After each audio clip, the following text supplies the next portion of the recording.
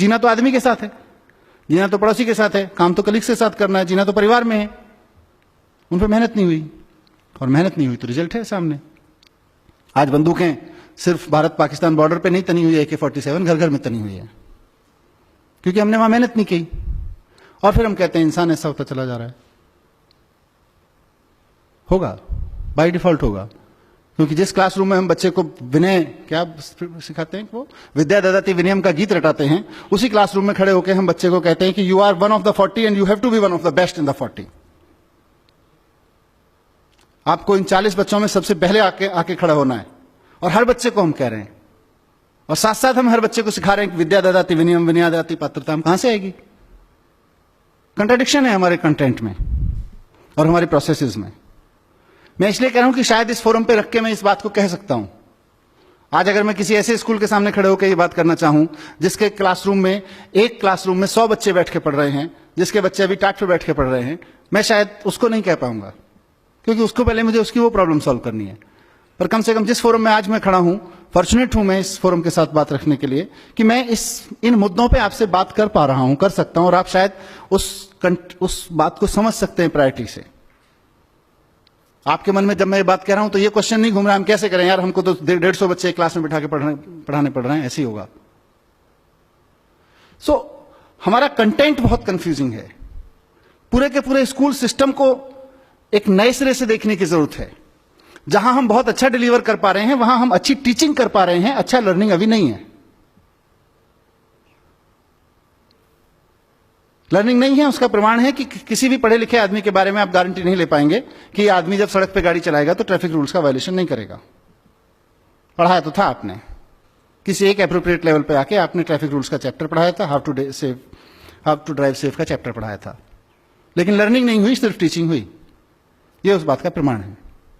Learning हो गई होती तो जिंदगी भर के लिए हो गई होती। 2+2 जिस वक्त आप लर्न करा देते हैं, 90 साल की उम्र में भी आदमी मरेगा तो 5 नहीं बोलेगा, 4 ही बोलेगा, 3.5 पे भी सहमत नहीं होगा, क्योंकि 2+2 आपने लर्न करा दिया। लेकिन ड्राइविंग के रूल्स, सेफ्टी के रूल्स आप लर्न नहीं कराते, आप टीच करते हैं। There is a basic difference between teaching and learning, और वो हम सोसाइटी में देख पा रहे हैं।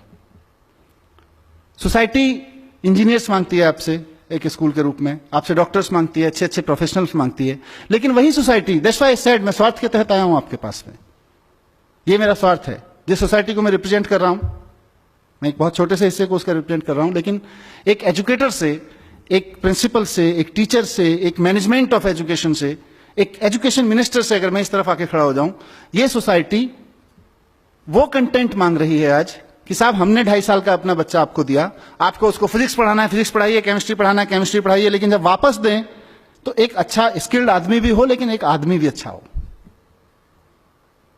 उसमें अभी हम फेल हैं। क्या कर रहे हैं हम लोग? गीता रटा रहे हैं। अंडरलाइन कर लीजिएगा, गीता पढ़ा नहीं रहे, रटा रहे हैं। हम वैल्यू एजुकेशन पढ़ा रहे हैं, वैल्यू ऑफ एजुकेशन नहीं पढ़ा रहे हैं। वैल्यू एजुकेशन के नाम पर कुछ घटनाएं मेरे साथ घटी हैं। अपने घटना, मैं एक क्लासरूम में गया, वहां महज संयोग था, गांधी जी ने सफाई के बारे में क्या कहा है पढ़ाया जा रहा था। Obviously it was a government school, और उस कमरे में जाले लगे हुए थे। जिन डेस्क पर बच्चे नहीं बैठे हुए थे, उन डेस्क को सुबह किसी ने साफ नहीं किया था, और कमरे की बाकी हालत क्या होगी आप अंदाजा लगा सकते हैं। और हम गांधी जी के 3 चैप्टर पढ़ा के, गांधी जी के 3 सिद्धांत पढ़ा के कि गांधी जी के सफाई के बारे में क्या सिद्धांत थे, उस बच्चे को पासिंग मार्क्स देंगे जब वो कॉपी में लिख देगा, और हम अपनी तीसरी कर लेंगे कि हमने तो सिखा दिया था सफाई, अब हम नहीं आई तो हम क्या करें। हम फॉर्मेलिटी कर रहे हैं पढ़ाने के नाम पे, वहां पे खड़े होके। और ऐसा बहुत सारी चीजों में हो रहा है, कुछ जाने हो रहा है, कुछ अनजाने हो रहा है। हिमांशु जिस दिन मेरे पास आए थे, मैंने इनको अचानक 2-3 उदाहरण दिए थे। कितना कंट्राडिक्शन है हमारे पढ़ाने में कि हम लोग आप सब लोग पढ़ाते हैं, अगर स्कूल में नहीं पढ़ाते हैं तो बच्चे की जिंदगी में कहीं ना कहीं और से आती है। 360 डिग्री देख सकते हैं। सिंड्रेला की कहानी हम सब लोग पढ़ाते हैं, या सिंड्रेला जैसी कोई और कहानी हम सब लोग पढ़ाते हैं। एक लड़की थी, बहुत खूबसूरत थी, उसका अफेयर था राजकुमार से, या वो राजकुमार को चाहती थी, फिर वो सुंदर नहीं रही किसी कारणवश, उसको कोई श्राप मिल गया, जो भी घटना घटी, दुर्घटना घटी, फिर उसके खराब दिन शुरू हो गए, फिर कुछ अच्छी घटना घटी, वापस उसको सुंदरता मिल गई और वापस उसको राजकुमार मिल गया। यहां कहानी खत्म हो जाती है। हमने अच्छा सोचा होगा कुछ, एक अच्छा वर्ड्स का, अच्छा ग्रामर का, अच्छा क्राफ्ट ऑफ सम, अच्छे राइटअप का क्राफ्ट क्या होता है, एक visualisation of in that appropriate age learning पे क्या होता है, उन सब के बारे में सोच के कहानी इंट्रोड्यूस की। लेकिन उस कहानी का अंतर क्या पड़ा, उस कहानी का इंपैक्ट क्या पड़ा बच्चे पे? उस कहानी का बच्चे पे इंपैक्ट पड़ता है कि इस दुनिया में जीने के लिए सबसे पहली जरूरत है सुंदर दिखना, और सुंदर दिखने के लिए भले ही फेयर एंड लवली लगानी पड़े या किसी के ऊपर तेजाब फेंकना पड़े। आप सोच के देखिए कि आप ही के स्कूल में पढ़ने वाली एक सामान्य सी लड़की, जो मे बी कहीं ऐसे इलाके से या ऐसी परिवार से आती होगी जहां नाक नक्श उतने सुंदर नहीं है जिनको हम अभी सुंदरता की परिभाषा में बैठ के उस कहानी में गढ़ते हैं, उस पर क्या बीतती होगी, उन पर क्या बीतती होगी जिन, और माने यहीं से एक बड़ा सोशल डिवाइड शुरू होता चला जाता है। हमने जानबूझ के नहीं किया, ये अनजाने में हो रहा है हमसे, पर इस जैसे कितनी घटनाएं हम नहीं कर रहे हैं। और हम एक हिंदी में विलोम शब्द पढ़ाते हैं। हम विलोम शब्द पढ़ाने में क्या बोलते हैं? स्त्री का उल्टा पुरुष का विलोम, आकाश का विलोम धरती, धरती का उल्टा आकाश, दिन का उल्टा रात, रात का उल्टा दिन। मैं इस फोरम से सारे एजुकेटर्स बैठे हुए हैं, पूछना चाहता हूं कि ये तीनों उदाहरण जो मैंने लिए, धरती का उल्टा आकाश, दिन का उल्टा रात, स्त्री का उल्टा पुरुष, ये एक दूसरे के उल्टे हैं या प्रकृति में एक दूसरे के कॉम्प्लीमेंट्री हैं, एक दूसरे को पूर्ण करते हैं, पूरकता में हैं? अगर नेचर के फाइबर में खड़े होकर देखेंगे, तो फैब्रिक में खड़े होकर देखेंगे, तो ये एक दूसरे का ताना बाना है, एक दूसरे को पूरा करते हैं। लेकिन क्योंकि हमको बच्चे को ग्रामर पढ़ानी थी, क्योंकि हमारे पास में शायद विलोम शब्द पढ़ाने के लिए उससे बेटर एग्जाम्पल नहीं था, तो हमने अपने, माफ कीजिएगा मुझे ये कहने के लिए, मूर्खताओं के चलते कुछ उदाहरण बच्चों के सामने रख दिए और वो जिंदगी भर उसके माइंड में लॉक हो गए। नौकर का उल्टा मालिक, मालिक का उल्टा नौकर। अब जिंदगी भर मालिक और नौकर उल्टे बने रहेंगे। आप ब्यूटी देखिए कि मालिक और नौकर तो एक दूसरे के कॉम्प्लीमेंट्री हैं उस सिस्टम में, पर क्या आपके स्कूल में, मेरे स्कूल्स में, मैं एजुकेशन मिनिस्टर हूं, आज मैं खुद जिम्मेदारी के साथ ये बात करना चाहता हूं आपके साथ। दैट्स व्हाई आई सेड कि I am not here just for this lecture. मेरे अंदर कुछ दुख है बहुत सारी चीजों को लेकर, कुछ पीड़ा है, दुख का मतलब पीड़ा है। उस पीड़ा का समाधान शायद हम और आप दोनों मिलकर निकाल सकते हैं, इसलिए मैं आपके पास आया हूं। मैं सिर्फ यहां हिमांशु भाई या डिंगरा साहब के कहने पे एक आधा घंटे आपसे बात करके लेक्चर देके जाने के लिए नहीं आया हूं। मैं शायद एक नई शुरुआत करने के लिए आया हूं इस देश के पैन इंडिया फैले हुए एजुकेटर्स के साथ में। क्या हमारे स्कूल्स में कहीं कॉम्प्लीमेंट्री को समझने का कोई चैप्टर है, ताकि बच्चा ये जान सके कि ये तो सब एक दूसरे का कॉम्प्लीमेंट्री है? How beautiful. अगर मेरे मन में ये भावना आ जाए कि मैं जिस कंपनी में काम करता हूं, मैं नौकरी करता हूं, तो मेरा मालिक मेरे कॉम्प्लीमेंट्री है, और मालिक के मन में, और मैं किसी कंपनी का मालिक हूं, तो मेरे मन में यह भाव आ जाए कि ये जो नौकर है, नौकर मीन्स सामान्य शब्द में यूज कर रहा हूं, एम्प्लॉय है, ये मेरा कॉम्प्लीमेंट, ये मुझे कॉम्प्लीमेंट करता है, इसके बिना मेरे कंपनी का अस्तित्व नहीं है, मेरे बिना मालिक का अस्तित्व नहीं है। मेरे अंदर एक नई तरह का कॉन्फिडेंस आएगा, एक अलग तरह की एरोगेंस खत्म हो जाएगी, इंटरपर्सनल बिहेवियर चेंज हो जाएंगे, स्त्री और पुरुष के बिहेवियर चेंज हो जाएंगे। जिंदगी भर उल्टा लगा रहता है। उसके बाद जब पत्रकार बनता है, सबसे पहले 12th का रिजल्ट आने के बाद लिखता है लड़कियों ने बाजी मारी। अरे कंपटीशन कराया था क्या लड़के और लड़कियों के बीच में? हम एक अनवांटेड एनिमिटी पैदा कर रहे हैं। कुछ कॉम्प्लीमेंट्री सेंसेस हैं समाज में, सब पूरकता में चल रहा है। प्रकृति में तो बहुत कुछ इतना कॉम्प्लीमेंट्री है एक दूसरे का। मैं इसीलिए कहा कि एक पेरेंट के रूप में मैं देखता हूं। मैं अपने बच्चे के साथ एक दिन मार्केट में जा रहा था। हिमांशु टाइम है थोड़ा सा 10 मिनट। मैं अपने बच्चे के साथ जा रहा था और उसको कहीं, मैं किसी स्कूल को ब्लेम नहीं करता, पर कहीं से आया कि ये सड़क पे बैठे हुए लोग तो I mean they are disgusting. उसने मुझे कुछ ऐसा, he was 6 years old that time, तो he said something, I mean not nasty but something negative about it. मुझे लगा ये क्या हो रहा है। वो किनारे भुट्टा वाला बैठा हुआ था और उसने उसके बारे में कुछ कहा कि ये तो सब एंक्रोच करके बैठ जाते हैं टाइप का कुछ बोला। ठीक है, I am not supporting encroachment, but उस बंदे के प्रति अगर मेरे बेटे के मन में हीन भावना है क्योंकि हम कॉम्प्लीमेंट्री सेंस पे बात नहीं कर रहे हैं। मैंने अपने बेटे से थोड़ी सी एक्सरसाइज की, मैंने उससे पूछा बेटा भुट्टा खाते हो? हाँ जी। कब कब खाते हो? Whenever. Whenever means on what frequency? Almost twice thrice a week, sometimes daily also. भुट्टा कहाँ से मिलता है? फॉर्चुनेटली मैं दिल्ली से 50 किलोमीटर दूर मेरा गांव है, जहां मेरे परिवार के खेत हैं, वहां पे भुट्टा भी होता है। उसको ये पता था भुट्टा तो गांव से मिलता है। तो कब जाते हो गांव? 2-3 महीने में एक बार जाते हैं। तो अगर गांव से ही भुट्टा खाना पड़े तो कितना समय लगेगा भुट्टा मिलने में? कितनी बार भुट्टा खा सकते हो एक साल में? 1 बार, ज्यादा से ज्यादा 2 बार। लेकिन दिन में अगर हफ्ते में 2 बार खा लेते हो तो किसकी वजह से खा लेते हो? ये तो भुट्टे वाले भैया की वजह से खा लेते हैं। इंपॉर्टेंट है ये रिलेशनशिप पहचानना, ये रिलेशनशिप पहचानना इंपॉर्टेंट है। नेचर के, ये तो व्यक्तियों के साथ हमने रिलेशनशिप पहचान, कितना कॉम्प्लीमेंट्री फैब्रिक है, इसको हमने बात नहीं करते हैं। और हमारे पास कोई उदाहरण नहीं है, कोई चैप्टर्स नहीं है, कोई थ्योरीज नहीं है इस सबको बात करने की। नेचर के साथ ताने बाने को पहचानने की थ्योरीज नहीं है। आज हम बड़े शान से कहते हैं पेट्रोल की कीमत 50 रुपए लीटर, 60 रुपए लीटर। ये पेट्रोल कहां से आता है? ये ऐसी चीजें हैं जो मैंने की हैं, बच्चों के साथ डिस्कशंस किए हैं, जिनका जिक्र हिमांशु कर रहे हैं। मैं बच्चों के साथ जाता हूं तो इन सब पे बात करता हूं। पेट्रोल की कीमत 50 रुपए लीटर। पेट्रोल कहां से आता है? आपने रटा रखा है ठीक से, वहां गल्फ कंट्रीज में कुएं हैं, असम में कुएं हैं, वहां कुएं हैं, वहां से निकल के आता है। उसमें कितना जाता है 50 रुपए में से? कुछ नहीं जाता। फिर ये 50 रुपए किस लिए है? इसका तो पता नहीं। तो क्या कर रहे हैं हम? बस हम उसको रटा रहे हैं, 50 रुपए की में पेट्रोल आ जाता है, और उसके बाद जितना बड़े बाप का बेटा उतना पेट्रोल फूंकने का अधिकारी। फर्क नहीं पड़ता है क्या फर्क पड़ रहा है, कितना पेट्रोल फूंक रहे हैं। मेरे पिताजी ने रिश्वत लेके पैसे कमा लिए, उसके बाद मैं कितना ही पेट्रोल फूंक सकता हूं। लेकिन अगर उस एज में हमने बच्चे को यह सिखा दिया कि इस धरती के सारे इंसानों की हैसियत नहीं है मिलके कि पेट्रोल की एक बूंद बना सकें। धरती के अंदर कई हजार साल की केमिकल, सोशल, अलग अलग तरह की प्रोसेसेस के बाद में एक पेट्रोल की बूंद तैयार होती है। उसको धरती से निकाल के मेरी गाड़ी तक लाने में, रिफाइन करने में कुछ लोग लगते हैं, उनका घर चल सके इसके लिए मैं 50 रुपए देता हूं। ऐसा ही है ना?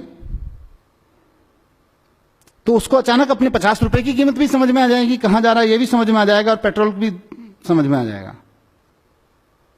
लेकिन हम नेचुरल वे में जैसा है वैसे के तरीके से बात नहीं कर पा रहे हैं अपने क्लासरूम्स में।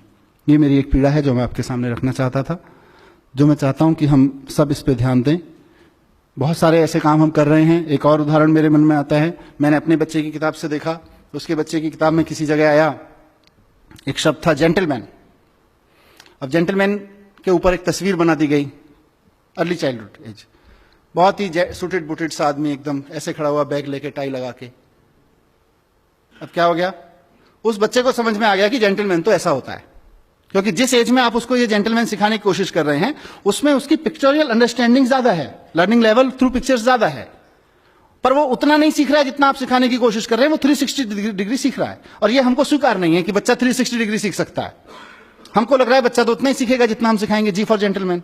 लेकिन बच्चा तो उस पिक्चर को देख के एक इमेज बना रहा है और जिंदगी भर के लिए कैद करके रख रहा है। उसके बाद उस बच्चे का फादर अगर किसान है, जिंदगी भर अपने पापा को किसान नहीं मान सकता, जेंटलमैन नहीं मान सकता है। अगर उस बच्चे के पापा कोई ऐसा काम करते हैं जो सूट टाई वाई लगाने का काम नहीं है, जिसमें प्रोफेशन में, जिंदगी भर नहीं मान सकता है। और मैं यहीं की बात कर लेता हूं, हमने सबने वो पढ़ा हुआ है। यहीं मैं 4 लोग खड़े कर देता हूं और आपसे उस कोने में खड़े होकर बात करता हूं कि वो जो फलाने सज्जन खड़े हैं ना, कौन से वाले, the yellow shirt, no, the gentleman kind of person. हम किसको मार्क करेंगे आप बता दीजिए, अगर एक आदमी टाई वाला हुआ तो? हम इस कमरे में बैठे हुए लोग, पढ़ने वाले नहीं, पढ़ाने वाले लोग, क्या हमारे माइंड में तुरंत क्लिक नहीं कर जाएगा कि हम किसके बारे में बात कर रहे हैं? जिस आदमी एक कुर्ता पजामा में खड़ा हो, एक बिना सूट बूट में ऐसे ढींगरा साहब की तरह खड़ा हो, एक भाई साहब की तरह खड़ा हो टाई लगा के, आप उस कोने में खड़े हो। I am talking about the gentleman kind of person. And believe me, how many of them in this room will not accept, will not point out exactly the person I am talking about. So, ये क्या कर रहे हैं हम? कहां से आए हमारे अंदर? हमको भी किसी ने जेंटलमैन की पिक्चर दिखा दी होगी किसी समय, नोइंगली और अननोइंगली। सो मैं आप सब लोगों का ध्यान इस तरफ दिलाना चाहता हूं कि हमारे पास जो बच्चा आ रहा है वो 360 डिग्री सीख रहा है। आज से 50 साल पहले पढ़ाने का तरीका आपका जो भी था वो बहुत अच्छा था, क्योंकि बच्चे के पास में इंफॉर्मेशन का सिर्फ दो ही जरिया थे, स्कूल और पेरेंट्स। अनफॉर्चुनेटली पेरेंट्स के पास में इंफॉर्मेशन बहुत कम होती थी as compare to school and teacher. Teacher का इंफॉर्मेशन का, नॉलेज का लेवल कहीं ज्यादा हाई होता था, पेरेंट्स का comparatively and generally, specific cases की मैं बात नहीं कर रहा, कम होता था। उस वक्त आपने जो डिजाइन किया एजुकेशन का सिस्टम बहुत अच्छा था। आज की तारीख में बच्चे के हाथ में मोबाइल है, वो बच्चा अपने पेरेंट्स से ज्यादा जानता है, आप अपनी तो छोड़ दीजिए। वो दुनिया के इतने लोगों से अपने फोन पे बैठ के बात कर सकता है, इतने लोगों से कॉम्पीट कर सकता है, किस किस तरह के कंपटीशन में हिस्सा ले सकता है, आप अज्यूम नहीं कर पाएंगे। हम उस बच्चे को पढ़ा रहे हैं। आज हम उस बच्चे को नहीं पढ़ा रहे जिसका इंफॉर्मेशन के लेवल पे सिर्फ दो ही सोर्स थे और क्रेडिबिलिटी के नाम पर एक ही सोर्स था, टीचर। मदर फादर कभी भी किसी बच्चे के लिए क्रेडिबल सोर्स ऑफ इंफॉर्मेशन नहीं हुए थे, आज भी नहीं है। लेकिन अनफॉर्चुनेटली और फॉर्चुनेटली टेक्नोलॉजी यहां पहुंच गई है कि उस बच्चे के पास इतने सोर्स ऑफ इंफॉर्मेशन है कि टीचर्स के सारे कलेक्टिव सोर्स ऑफ इंफॉर्मेशन कम पड़ गए। स्कूल का हमारे सारे कैरिकुलम कम पड़ गया उसके सामने। We have to shape up a mind which is being affected, which is being, let me use this word, which is being attacked day and night through every corner. 100 TV channels, 5,000 games, websites, game sites, and peer pressures. All these things are attacking the mind each and every minute. Party में भी जाता है तो वहां एक peer pressure होता है, अब हमको उसको हैंडल करना है। वो बच्चा हमारे पास में 4 घंटे के लिए आ रहा है, 5 घंटे के लिए आ रहा है। So we have to shape up our education content and system and processes in a way so that we can make ourselves capable of handling that child. Sorry to say, we have not prepared. हम पुराने ढोल पीट रहे हैं अभी, पुराने तौर तरीकों से उस बच्चे को हैंडल करने की कोशिश कर रहे हैं कि क्लासरूम होगा, ओबीडियंट माने जो बच्चा क्लास में कम बोलेगा, ज्यादा बोलेगा तो ओबीडियंट नहीं हुआ। जिस क्लासरूम में कम शोर मचेगा वो ज्यादा ओबीडियंट क्लास होगी, ऐसा ही हम लोग डिफाइन करके रखते हैं। Keep quiet is the definition of being obedient. तो ये हमारे पुराने तरीके किसी समय अच्छे रहे होंगे जब इवॉल्व हुए, आज नहीं है। आज उसको बोलने नहीं देंगे, वो बाहर निकलते ही क्या बोलेगा आपको अंदाजा भी नहीं हो सकता है। और इसी का नतीजा है कि एक नई जनरेशन हमारी क्रिटिकल पैदा नहीं हो रही है। क्यों मैं ये बात कर रहा हूं? मेरे को कोई शौक नहीं है पढ़ाने का। मैंने कहा मैं तो एजुकेशनिस्ट नहीं हूं और मेरा एजुकेशन प्रोफेशन भी नहीं था। मैं तो संयोग से इस फील्ड में आ गया और आज मैं यहां खड़ा हुआ हूं। क्यों मैं कर रहा हूं इसकी बात? क्यों एज ए लीडर मेरी जरूरत महसूस हो रही है मुझको कि हमें एजुकेशन के कंटेंट पे क्लासरूम को एक आंदोलन में बदलने की जरूरत है। साथियों, आपके पास 40 बच्चे, 50 बच्चे, 30 बच्चे आपके क्लासरूम में बैठे हुए हैं और वो आंदोलन की सबसे बढ़िया, सबसे फर्टाइल ग्राउंड है। किस चीज के खिलाफ आंदोलन? वो जो समाज में चल रहा है उसके खिलाफ आंदोलन।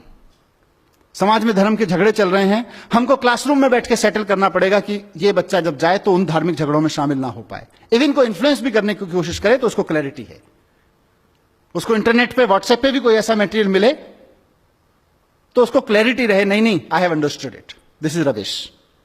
That we have to prepare for. धर्म के, जाति के झगड़े हैं, क्षेत्रवाद के झगड़े हैं, क्रिटिकल नहीं है। 5000 साल पहले जिसने कुछ कह दिया उसी को माने बैठे हैं।